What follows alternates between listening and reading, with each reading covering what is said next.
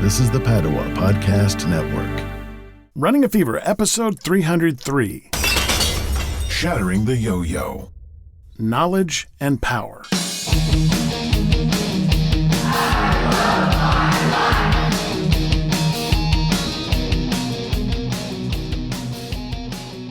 Previously on Running a Fever. You don't need supplements to have a great body, basically. There are some things that help you and can help you in certain situations especially, but at a basic level, supplements are not required.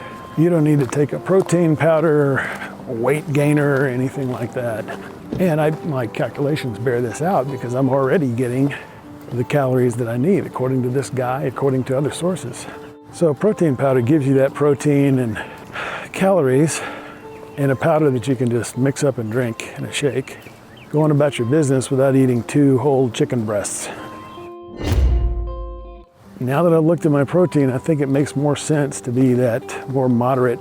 There's obviously some people are going to say you need 2 grams, especially the people selling you the protein powder. I like the jerky, because it's 7 grams of protein, 1 ounce. So, all I have to do is eat that 1 ounce before or after a workout and I get a good protein boost. Same thing with yogurt, which is fairly easily consumed, not like a, half pound of carrots, but there's still, 6 times the mass you have to eat, 6 ounces. But in a lot of ways it's easier to eat than jerky because obviously you don't have to chew it. The problem is I don't live in a jungle or a desert or somewhere else. I live in a place where I have to get most of my food from a grocery store. Now, I'm kind of fortunate in that I live in the middle of the country and not in Alaska or someplace like that. Plenty of cattle and chickens around here. During the winter, of course, a lot of that fruits and vegetables are shipped from Florida and California. A lot of the other foods I eat are shipped from various places. That has an impact.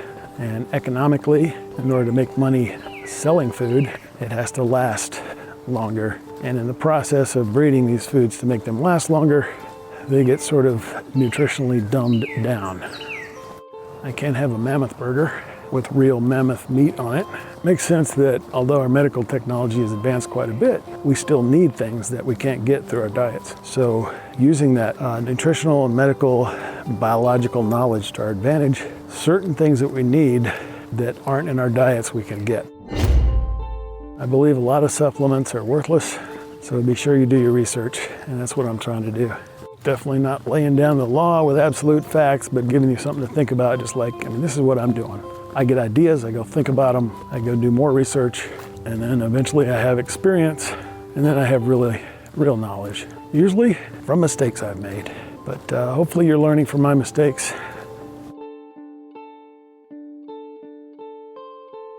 Welcome to Running a Fever. I'm Michael Davis, and this is a podcast about fitness, diet, and medicine. My goal is to live a long, healthy, happy, active life right up to the very end. If that's what you want, then you're in the right place. Now, we're doing a series called Shattering the Yo-Yo, in which we're trying to eliminate yo-yo dieting from my life. And we're going back to 2018, which was a time when I actually lost a lot of weight, and trying to learn from both the success and failure of what I did that year. So this episode, we're actually looking back at episode 67.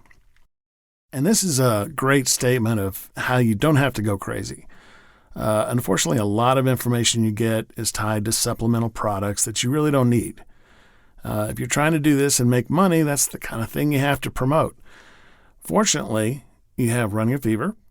Amateurs that we are, we have no such alignments. So this research I've done over the last 4 years has been very valuable, and I haven't lost that info.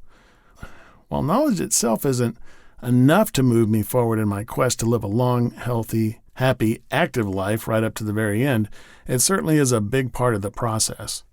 So the message is that we should do the research, which I continue to do and have done all along, and make our own decisions. Like I always say, becoming an expert at our own health. So thank you for listening. If you got the fever, keep it. If you don't, catch it. And I will talk to you next time on Running a Fever.